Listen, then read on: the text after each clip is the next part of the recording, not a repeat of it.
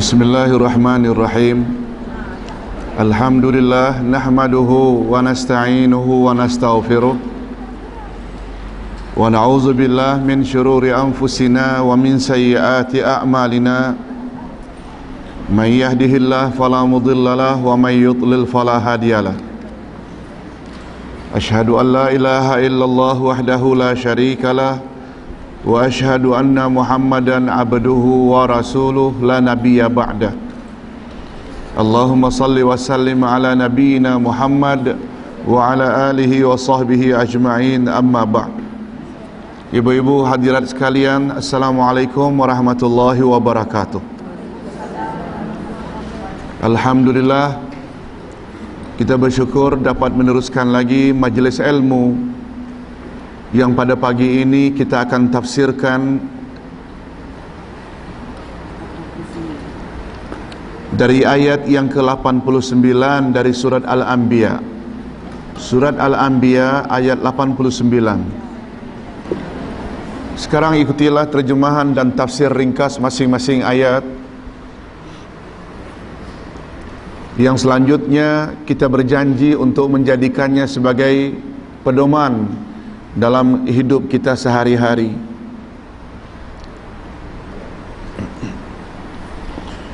Wa Zakariya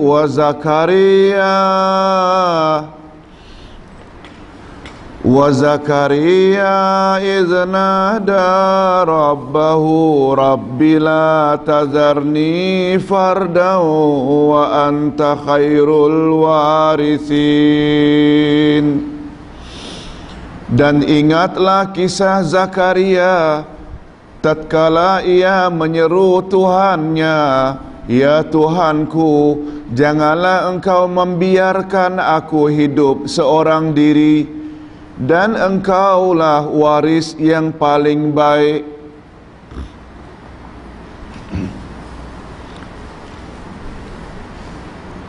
Nabi Zakaria yang istrinya adalah makcik atau anti dari Maryam,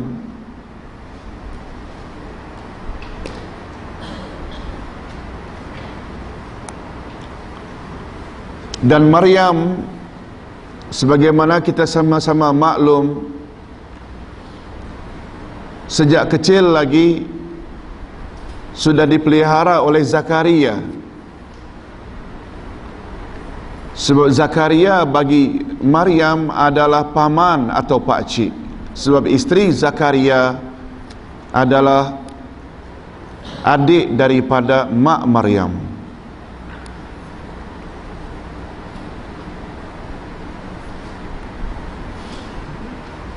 Selain dia adalah pakciknya Maryam, karena bapa Maryam meninggal dunia ketika Maryam dalam kandungan lagi. Dan penyebab lainnya karena Zakaria walaupun sudah lanjut usia belum diberi rezeki oleh Allah anak.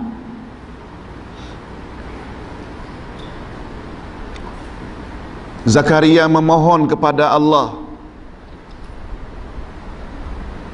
yaitu supaya Allah jangan meninggalkan beliau seorang diri. Yang dimaksudkan, ya Allah, jangan engkau tinggalkan aku seorang diri, maksudnya tanpa zuriat. Nabi Zakaria sukut bimbang apabila Bani Israel yang dibimbingnya itu tidak ada yang akan meneruskan untuk membimbingnya. Bimbang Bani Israel akan semakin jauh daripada ajaran Allah.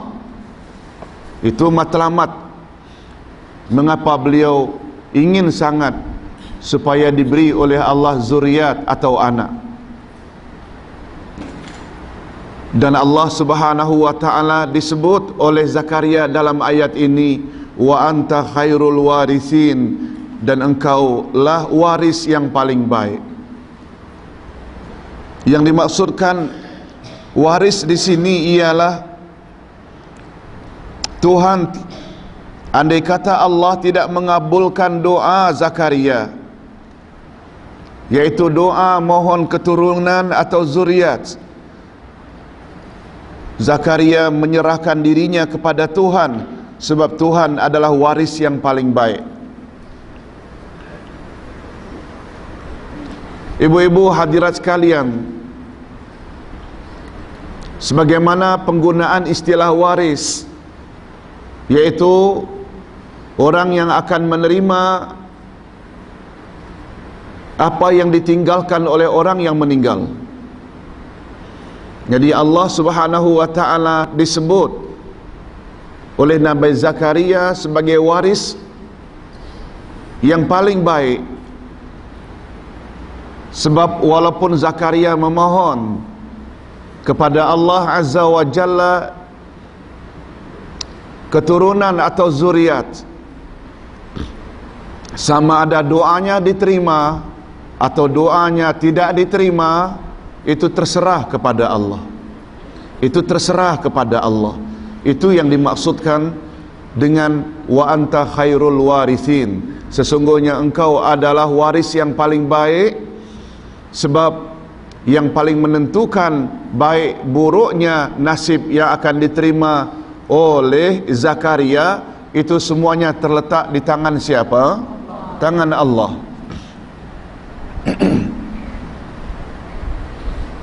Itu sebabnya ibu-ibu kita apabila ditakdirkan oleh Allah punya zuriat, jaga zuriat dengan baik, sebab zuriat adalah amanah Allah.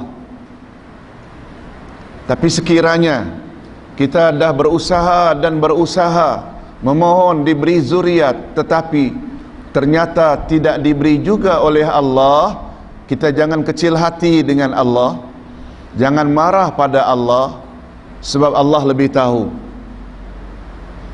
Sebab ada kemungkinan apabila diberi zuriat justru akan menyusahkan kita. Betul tak, Bu?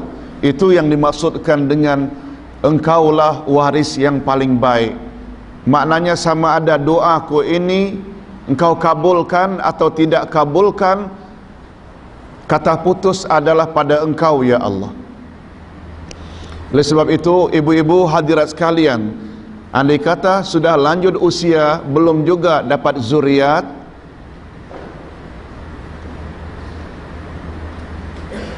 kita jangan putus asa. Sebab kebahagiaan hakiki di akhirat tidak semestinya melalui anak yang saleh, tidak semestinya melalui anak.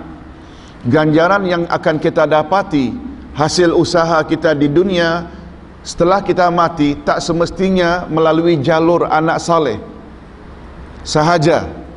Itu sebabnya Nabi Muhammad sallallahu alaihi wasallam pernah bersabda, bila mati anak cucu Adam semuanya terputus kecuali 3. Yang pertama sedekah jariah, yang kedua ilmu yang dapat diambil manfaat karena kerja kita suka menyebarkan ilmu, dan yang ketiga anak saleh yang mendoakannya. Ternyata dari hadis tersebut, ibu-ibu hadirat sekalian, yang boleh tolong kita bukan hanya anak, betul tak? Ilmu kita, sedekah jariah kita, banyak jalan. Dan bila ada anak itu lagi bagus. Tapi tidak semestinya anak boleh tolong ibu bapa. Lebih-lebih lagi jika anak tersebut tidak jadi anak yang saleh. Oleh sebab itu, andai kata kita memohon, memang memohon supaya punya zuriat, tetapi sudah berusaha dan berusaha ternyata tidak juga diberi oleh Allah, kita kena yakin bahawa ada hikmah di balik tidak diberi zuriat itu. Yang besar kemungkinan jika diberi juga nanti akan menyusahkan kita dunia dan akhirat. Betul tak? Kan? Ini makna daripada permohonan Zakaria. Rupanya permohonan Zakaria itu, coba lihat ibu-ibu, sebelum kita masuk ke ayat berikutnya, para nabi bila berdoa simple saja doanya, bukanlah terlalu panjang. Coba kita lihat sebelum ini doa Nabi Ayub, ya Allah, aku telah ditimpa sakit, Engkau adalah Maha Penyayang.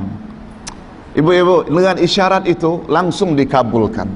Sebab yang menentukan pengkabulan doa antara lain keikhlasan orang yang berdoa, bukan terletak pada panjangnya ungkapan-ungkapan doa. Tidak semestinya begitu. Barangkali Ustaz pernah cerita Nabi Muhammad sallallahu alaihi wasallam yang didatangi oleh Abu Hurairah dalam keadaan menangis, mengadu ibunya yang masih kafir mencaci Rasulullah. Beliau menangis tak tahan Rasul dicaci oleh ibu sendiri yang masih kafir. Rasulullah sallallahu alaihi wasallam menasihati Abu Hurairah, jangan bimbang wahai Abu Hurairah, baliklah kamu. Sambil Nabi mendoa, Allahumma hdi umma Abi Hurairah. Ya Allah, berilah hidayah kepada ibu Abi Hurairah. Abu Hurairah balik sampai di rumah, ibunya dah memeluk Islam. Dibuka pintu, Abu Hurairah di depan pintu lagi, ibunya, asyhadu an la ilaha illallah wa asyhadu anna Muhammadar Rasulullah. Langsung kabul. Jadi yang mustahak itu bukan ayat-ayat doa yang mesti panjang, tapi sebenarnya pribadi orang yang berdoa itu mesti ikhlas. Betul tak, Bu? Itu pengajaran Nabi Ayub alaihi salatu wassalam cukup memberi isyarat, ya Allah, aku sakit, sedangkan engkau pula Maha Pengasih lagi Maha Penyayang. Kan ada semacam isyarat, kasihanilah aku, sayangilah aku, sembuhkanlah penyakitku. Tidak disebut malah sembuhlah penyakitku, tetapi dalam kata-kata engkau adalah Maha Pengasih, Maha Penyayang, sudah tersirat permohonan. Sebagaimana umpamanya Nabi Zakaria alaihi salatu wassalam memohon, ya Allah, jangan tinggalkan aku keseorangan, dan engkau adalah sebaik-baik waris. Ibu-ibu, andai kata belum punya anak atau masih mau punya anak lagi, baca doa ini banyak-banyak. Sebab ini ada kaitannya. Ya, Datin Halimah. Ya, doa ini ada kaitannya dengan minta zuriat. Minta zuriat.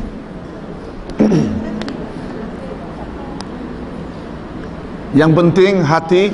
Tapi ibu-ibu, ada beberapa syarat disebut dalam ayat ini. Mengapa doa yang pendek itu dikabulkan oleh Allah?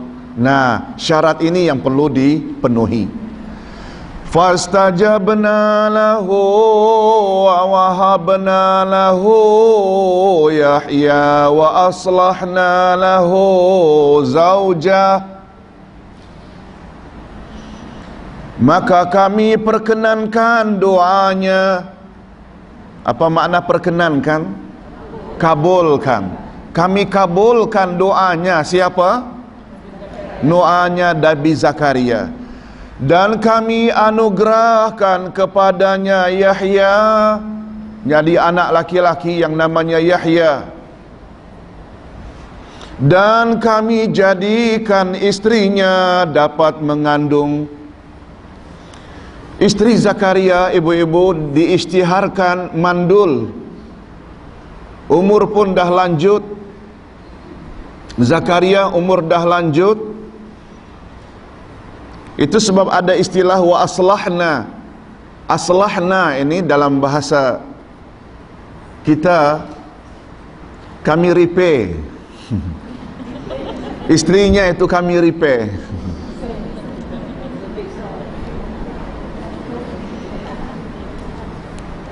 Hal aslahta al-makinah, kata orang Arab. Awak dah repair belum itu mesin itu? Dan kami telah aslahna, apa maksudnya? Ini terjemahannya bebas sekali. Kami telah jadikan ia boleh jadi mengandung. Pada asalnya wa aslahna, kami dah perbetulkan. Maknanya mana yang ada yang tak betul itu kami betul-betulkan. Yang selama ini jadi mandul itu ada yang tak betul, itu ada something wrong dalamnya, kami betulkan. Itu aslahna. Zaujah maknanya his wife, istri Zakaria maknanya. Isteri Zakaria itu yang dibetulkan oleh Allah, yang direpair, yang diperbaiki. Innahum kanu yusari'una fil khairati wa yad'unana raghaban wa rahaba wa kanu lana khashi'in. Sesungguhnya mereka adalah orang-orang yang selalu bersegera dalam mengerjakan perbuatan-perbuatan yang baik. Nah, ini syarat ibu-ibu. Sesungguhnya mereka, siapa mereka? Zakaria dan istri adalah orang yang senantiasa buat baik dalam hidupnya. Ini syarat mengapa doa itu sangat kabul. Itu sebabnya ibu-ibu, dalam hidup ini kalau ingin hidup selesa, tenang, tenteram jiwa, buat baik saja pada semua orang.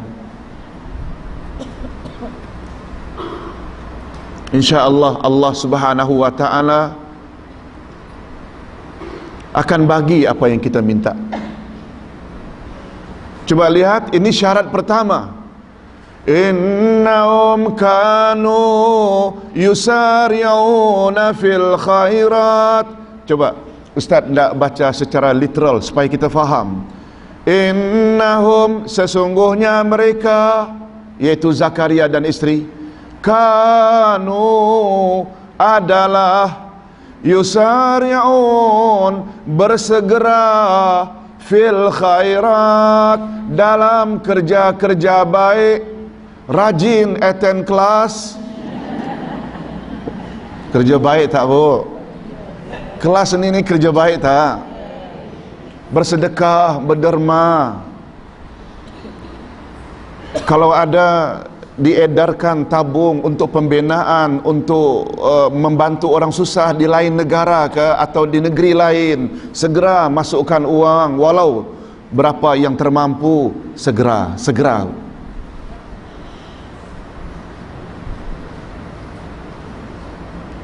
Segera ini maknanya dia tak perlu disuruh lah, dia tahu sendiri. Itu baik, dia buat. Betul tak bu? Ada juga kan orang mau digerakkan baru buat, gerakkan baru buat. Kan ada di antara kawan-kawan kita di telefon baru datang kelas. Kalau tak di telefon, jangan harap. Ustaz macam menyindir aja Ustaz. Saya kira ada yang jenis macam itu kan bu, yang agak liat sikit. Lihat ini tak segeralah ni. Ramai yo. Oh iya kah? Iyalah. Ibu-ibu bersegera bila kita tahu sesuatu itu perkara yang baik, segera. Sebagaimana ibu-ibu bila kita dah mampu naik haji dan umrah, jangan tunggu-tunggu. Tunggu tahun depan belum tentu kita sehat. Tunggu tahun depan belum tentu perjalanan ke Mekah aman. Sebagaimana dulu peperangan Teluk terjadi, kan tergendala. Nah ini dah dekat-dekat pula semacam itu. Pokoknya tangguh-tangguh tak boleh terhadap, ada dua perkara yang tak boleh ditangguhkan. Pertama taubat, yang kedua kerja baik. Jangan tangguhkan.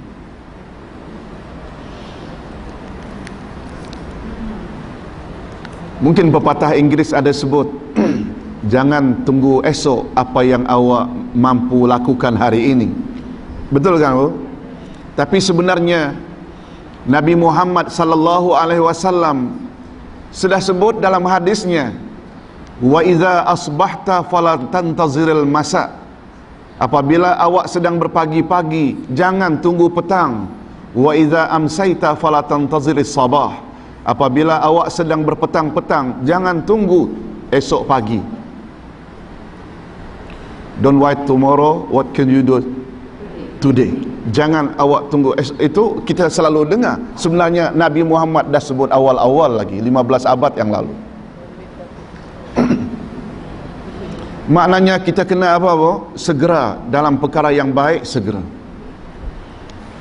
Dan yang paling sangat utama kita untuk segerakan, pertama sekali taubat, yang kedua amal soleh.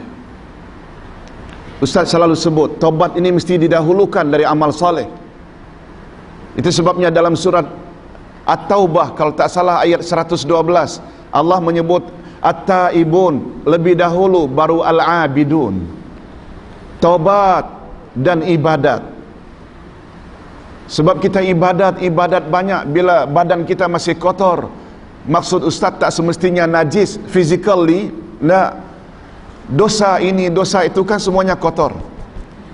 Lebih-lebih lagi syirik, khurafat, semuanya itu kotor.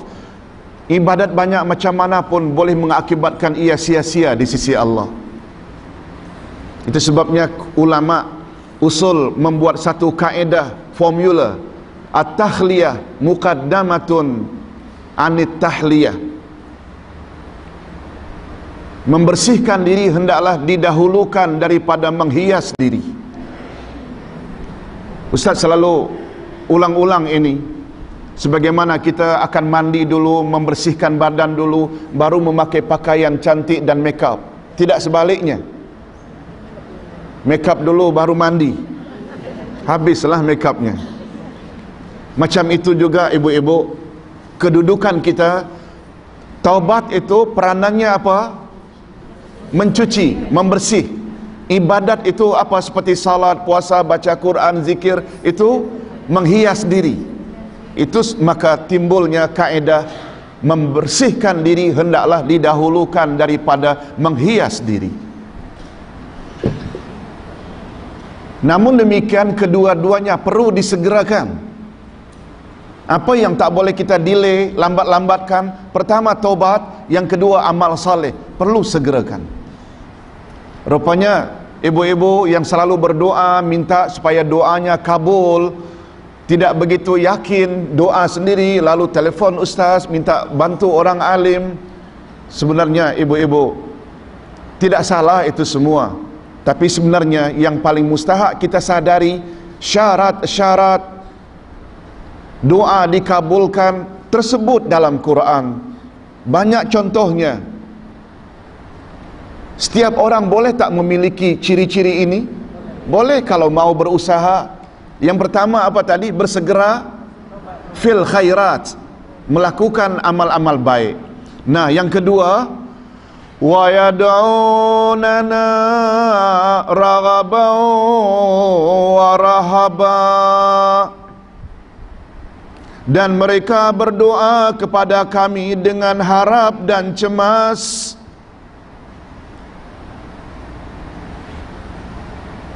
Ibu-ibu, di antara syarat doa lekas dikabulkan, orang yang berdoa hendaklah berdoa dalam dua keadaan serentak, yaitu harap dan cemas.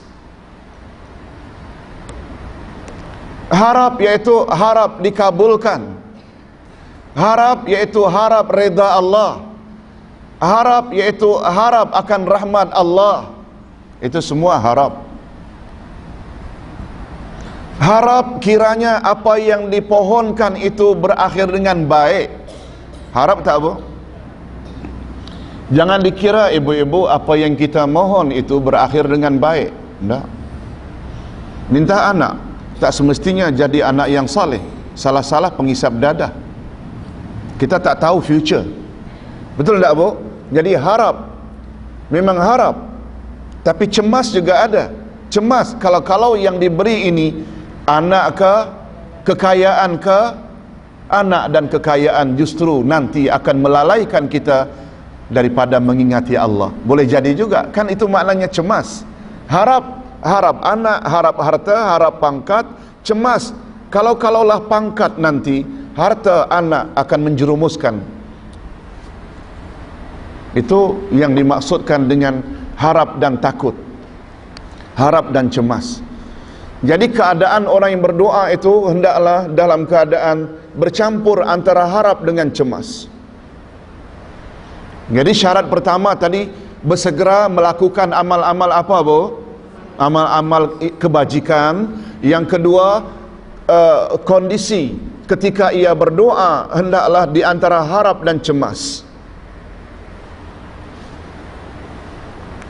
Ibu-ibu mau contoh orang berdoa penuh dengan dua sifat tadi Umar ibn al-Khattab radhiyallahu anhu.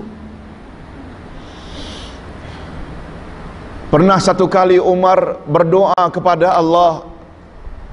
Apa kata Umar? Ya Allah,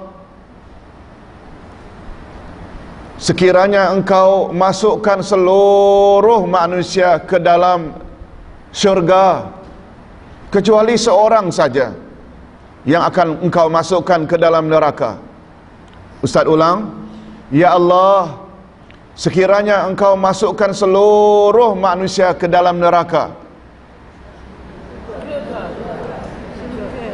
Ya Ustaz robah. Tadi salah, yang betul ini. Ya Allah, andai kata seluruh manusia engkau masukkan ke dalam neraka.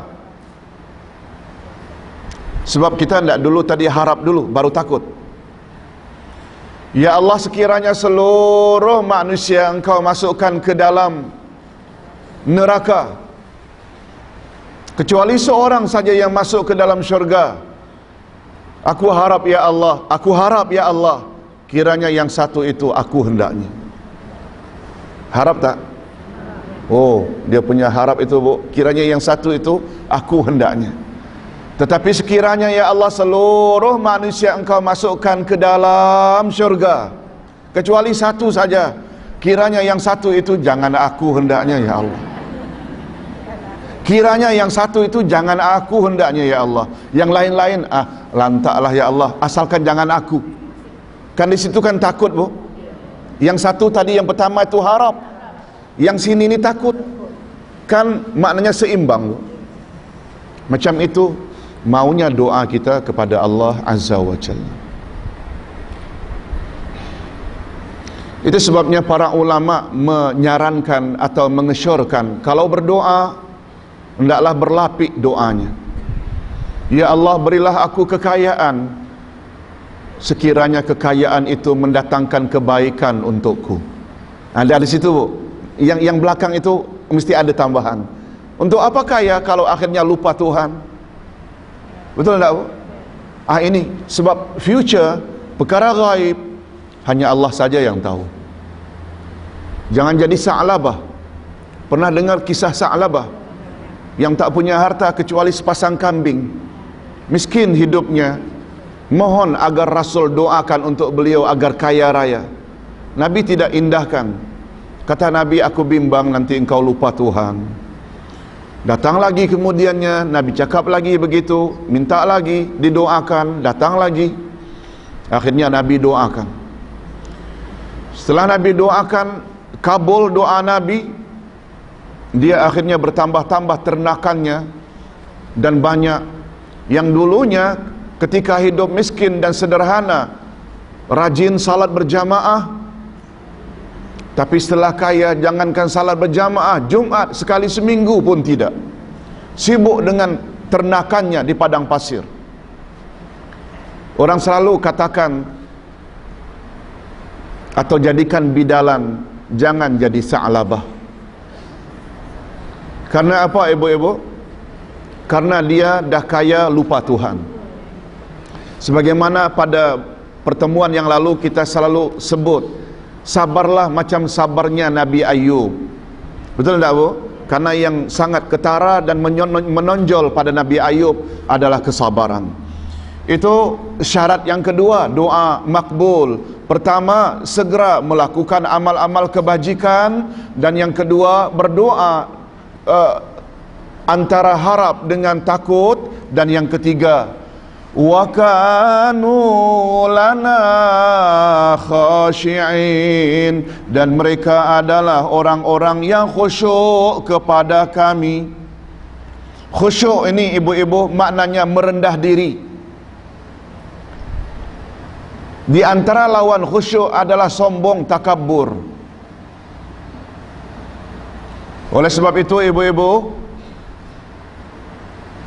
dengan kesediaan, tanpa paksaan, kita datang belajar tafsir Al-Quranul Karim. Al-Quranul Karim adalah kalamullah yang di dalamnya penuh dengan panduan-panduan dari Allah. Betul tak, Bu? Lalu kita datang secara volunteer, tidak ada mana-mana paksa. kita dapat digolongkan sebagai orang yang khusyuk. Betul tak, Bu? Kita ingin tahu apa Allah kata. Allah tak akan beritahu kita secara direct sebab kita bukan nabi. Kita tidak baca atau tidak belajar sendiri pun mungkin tak boleh, perlu orang yang menjelaskannya. Lalu datang ke kelas, ustaz dapat golongkan yang kita ini dah termasuk ciri-ciri khusyuk itu ada. Sebab kita tidak sombong. Betul tak, Bu? Di antara tidak sombongnya kita, ada orang biasa, ada yang berperingkat ini, ada orang kaya, ada orang miskin yang hadir dalam masjid, ada datinnya, ada puan serinya, ada ininya. Kita semua tak kisah itu semuanya. Kita mau duduk sama-sama. Betul tak, Bu? Itu maknanya khusyuk. Kita tak ada sifat sombong dan takabur. Mudah-mudahan ibu-ibu dengan memiliki ketiga-tiga sifat ini, bila kita berdoa, kabul doa kita insya-Allah. Ini janji Allah. Ustaz kata janji Allah, Quran diturunkan untuk dijadikan pedoman. Betul tak, Bu? Oleh sebab itu kisah-kisah nabi-nabi terdahulu disebut oleh Allah untuk kita jadikan apa? Pedoman, teladan. Ini di antara teladan. Itu yang Ustaz selalu sebutkan. Kita belum lagi memadai mempelajari Quran hanya terbatas pada ilmu tajwid. Ilmu tajwid hanya menawarkan bagaimana cara membaca Quran dengan betul. Dia tidak menawarkan kita kepada pemahaman untuk selanjutnya kita ambil sebagai pengajaran dalam hidup kita. Betul tak, Bu? Kita kena kepilkan. Ustaz tidak bermaksud tidak merendahkan ilmu tajwid. Ustaz hanya ingin kata tajwid saja belum cukup. Dia perlu kepilkan dengan tafsir. Betul tak, Bu? Ya. Tafsir saja tak belajar tajwid pun tak boleh juga. Sebab bila salah baca dah lain pula maknanya. Ya. Baik. Jadi ada berapa syarat dalam ayat tadi bahawa doa itu dikabulkan Allah? Ada tiga. Pertama, bersegera buat amal-amal kebajikan. Yang kedua, berdoa dengan penuh harap dan cemas. Yang ketiga, hendaklah bersikap khusyuk, tawaduk, merendah diri kepada Allah Azza wa Jalla. Sebab ibu-ibu, syarat yang ketiga, kalau kita minta pada seseorang, lalu kita pula bersikap sombong kepada orang yang kita minta, jangan harap orang tersebut akan beri. Betul tak, Bu? Pada manusia saja, kita minta dengan cara kasar umpamanya. Kita minta dengan, berlagak sombong di depannya. Tak akan dapatlah. Tidak bermaksud kita tidak menyamakan manusia ini dengan Allah, bukan begitu. Tapi begitulah. Maknanya kita sangat harap. Baik. Kita berpindah kepada kisah lain, yaitu Maryam pula. Wallati ahsanat farjaha fanafakhna fiha min ruhina waja'alnaha wabnaha ayatan lil alamin. Dan ingatlah kisah Maryam yang telah memelihara kehormatannya, lalu kami tiupkan ke dalam tubuhnya roh dari kami, dan kami jadikan dia dan anak-anaknya dan kami jadikan dia dan anaknya tanda kekuasaan Allah yang besar bagi semesta alam. Betul tak, ibu-ibu, Maryam itu menjaga kehormatan dirinya? Di sini maknanya ia tidak pernah digauli, baik secara halal maupun secara haram. Dapat faham maksudnya, Bu? Dia tidak pernah kahwin secara sah. Dia juga tidak pernah, maaf cakap, dizinahi. Dia tidak pernah mengadakan hubungan kelamin dengan sesiapa pun, sama ada secara sah atau secara haram. Dalam keadaan perawan, beliau didatangi oleh Jibril atas arahan Allah untuk meniupkan roh. Roh kami di sini maknanya roh dari kami. Roh dari kami di sini maknanya roh dari siapa? Dari Allah Azza wa Jalla. Katanya ditiup melalui kola bajunya, akhirnya masuklah roh itu ke dalam rahimnya dan akhirnya hamil. Sebagaimana wanita yang biasa melahirkan dalam masa 9 bulan lebih juga, bukan serta-merta.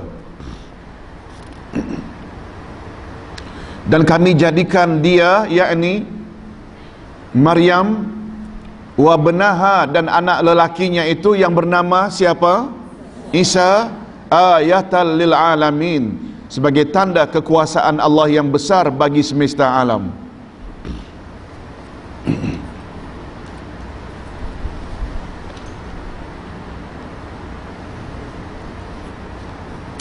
Itu sebabnya ibu-ibu hadirat sekalian, kita setuju tak dakwaan orang-orang Kristian karena Isa itu lahir tanpa ayah, maka mereka mendakwa Allah sebagai Tuhan, Allah sebagai bapa dan Isa sebagai anak? Tak boleh. Kan ada pahaman Trinity. Kita umat Islam sama sekali tidak menerima akan hakikat itu. Sebab bagi kita, ibu-ibu hadirat sekalian, bagi kita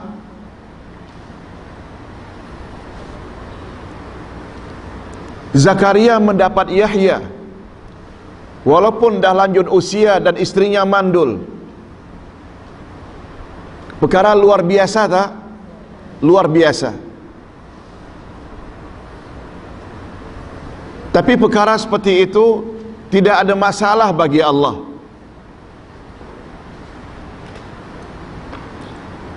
Bila kita bandingkan dengan peristiwa lain, dapatnya Zakaria seorang anak bernama Yahya di masa tuanya, walaupun itu luar biasa, tapi bila dibandingkan dengan peristiwa lain, ada lagi yang lebih luar biasa.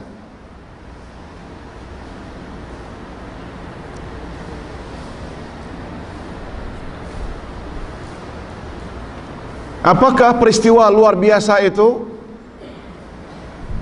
Yaitu Allah Subhanahu wa ta'ala jadikan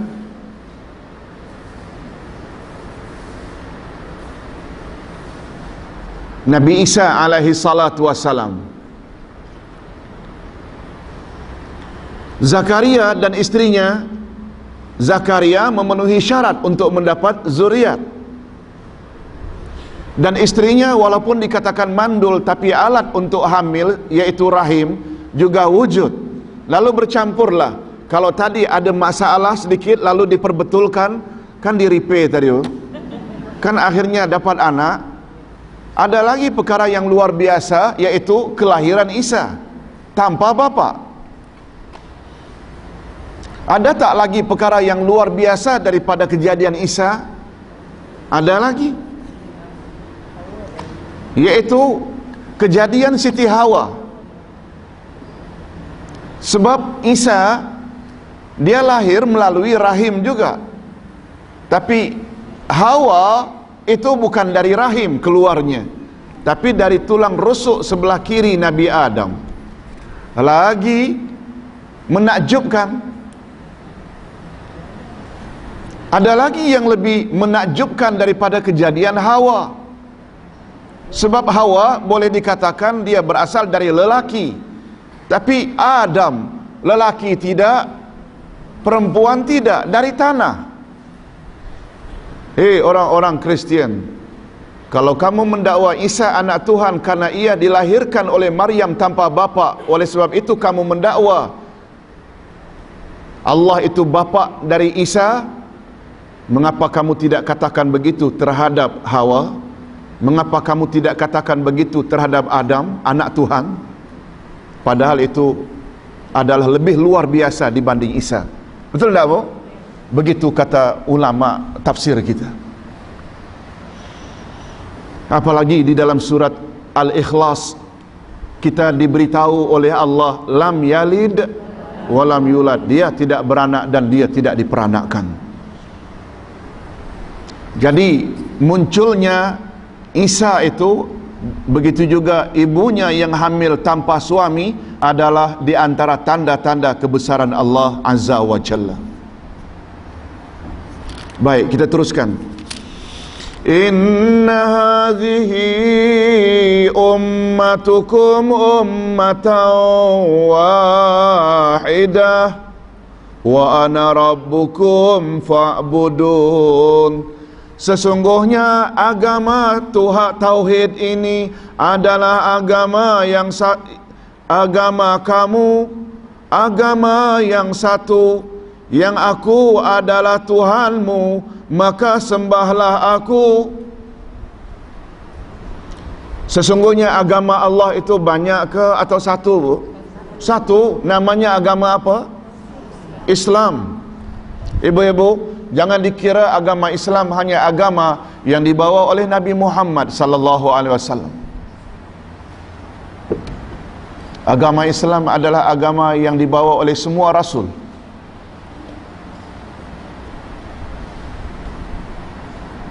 Itu sebabnya agama yang Allah iktiraf, agama di sisi Allah, agama yang Allah redai, hanya Islam saja.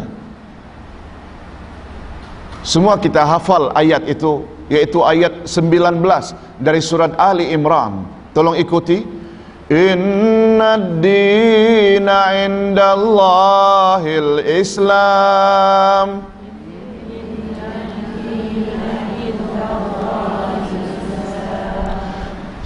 Sesungguhnya agama di sisi Allah adalah agama Islam. Itu sebabnya Nabi Ibrahim alaihi salatu wassalam, Nabi Ibrahim yang kita selalu baca wajjahtu wajhiyah, itu doa Nabi Ibrahim, ibu-ibu.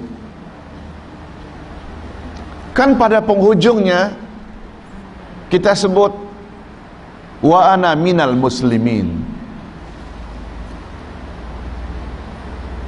la syarika lahu wa bidzalika umirtu wa ana minal muslimin. Dan dalam Quran pula disebut wa ana awwalul muslimin, aku adalah orang awal daripada orang-orang Islam.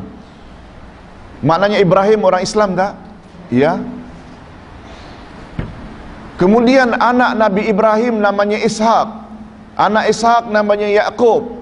Yakub ketika akan mati, akan wafat, beliau bertanya kepada anak-anak beliau, ma ta'buduna min ba'di, wahai anak-anakku sekalian, kepada siapakah engkau atau kamu nanti akan beribadat setelah ayah mati?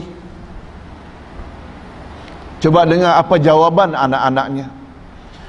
Na'budu ilahaka wa ilaha abaika Ibrahim wa Ismail wa Ishaq ilaha wahida wa nahnu lahu muslimun. Ayat 132 Al-Baqarah. Ingatlah ketika Yakub didatangi oleh tanda-tanda mati, dia bertanya pada anaknya, "Hei anak-anakku, apakah yang kamu nanti akan sembah bila ayah dah mati?" Anak-anak Yakub menjawab, "Kami hanya akan menyembah Tuhanmu dan Tuhan ibu bapakmu, Tuhan Ibrahim, Tuhan Ismail, Tuhan Ishak, yaitu Tuhan yang Maha Esa.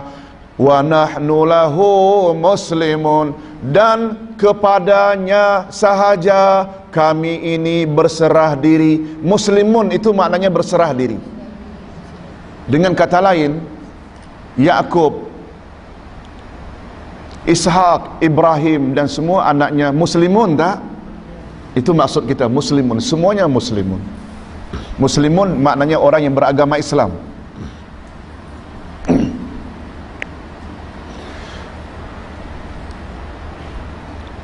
Hanya saja ibu-ibu barangkali pernah dengar ceramah ustaz.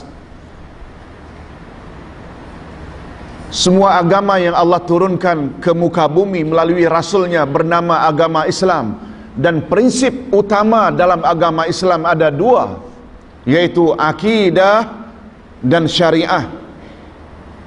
Akidah yaitu keimanan, iman.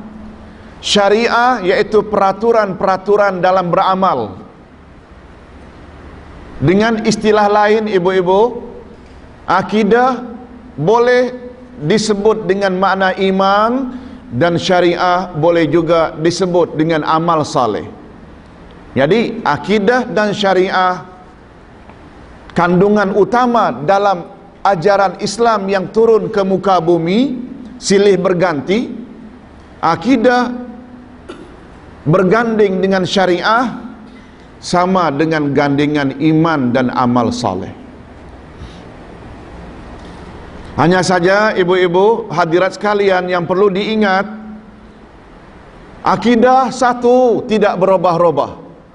Adam bawa akidah yang sama dengan yang dibawa oleh Nabi Ibrahim, oleh Nabi Musa, oleh Nabi Isa, sampai kepada Nabi Muhammad sallallahu alaihi wasallam. Masalah iman sama. Ibu-ibu, kita percaya tak adanya hari kiamat? Nabi Adam percaya tak? Nabi Ibrahim percaya tak? Nabi Musa, Isa percaya tak adanya hari kiamat? Percaya. Kita percaya tak yang berhak disembah hanya Allah yang Maha Esa?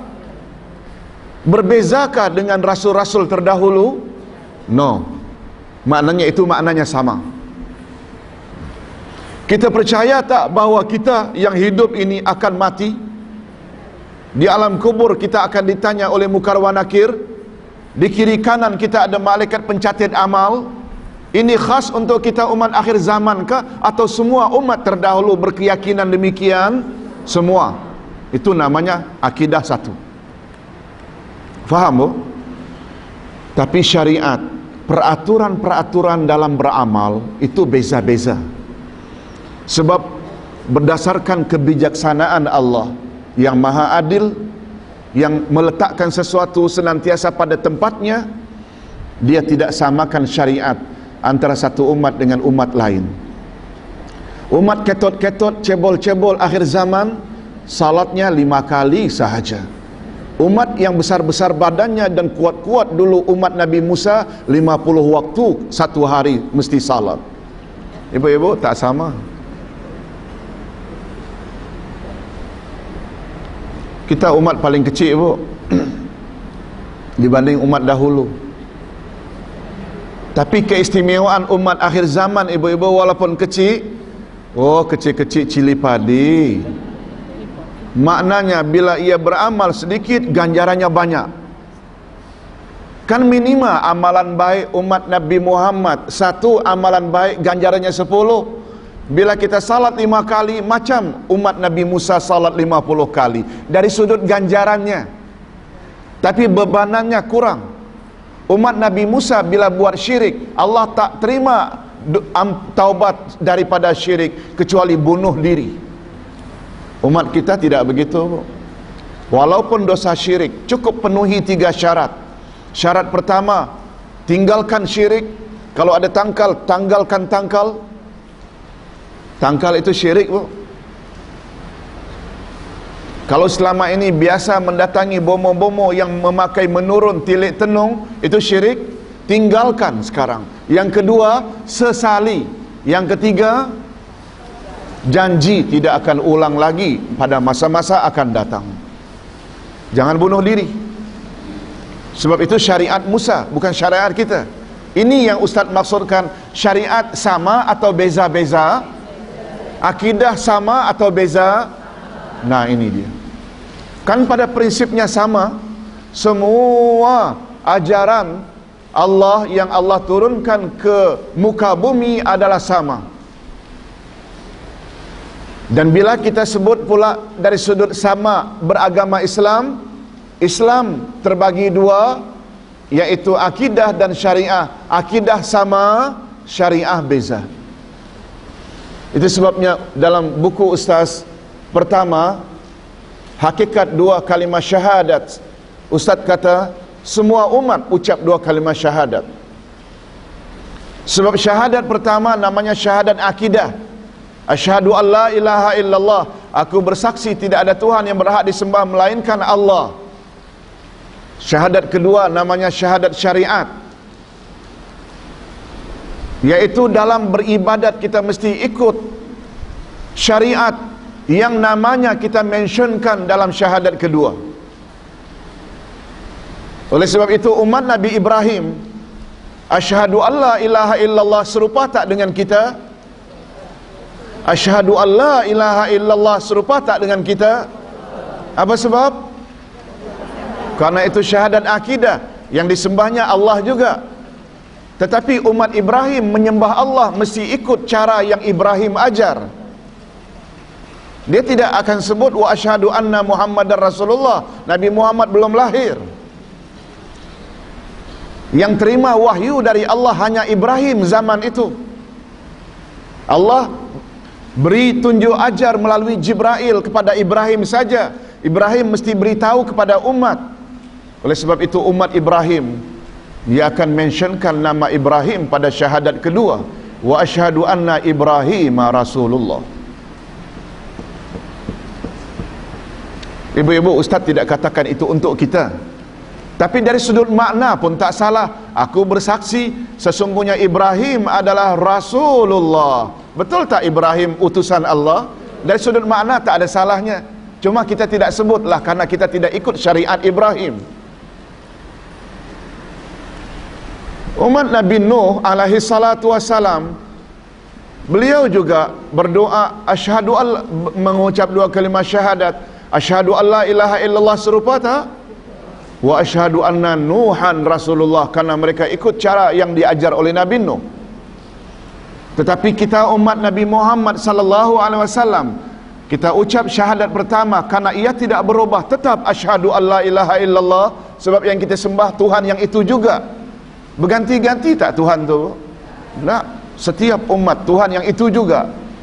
Cuma karena kita dapat petunjuk bagaimana salat, mesti menghadap kiblat, angkat tangan, letak tangan, sujud di atas 7 anggota 5 kali sehari semalam, subuh 2 rakaat, maghrib 3 rakaat, zuhur, asar, isyak masing-masing 4 rakaat. Nabi Muhammad yang ajar. Itu sebabnya kita mentionkan nama beliau dalam syahadat yang kedua. Dapat faham?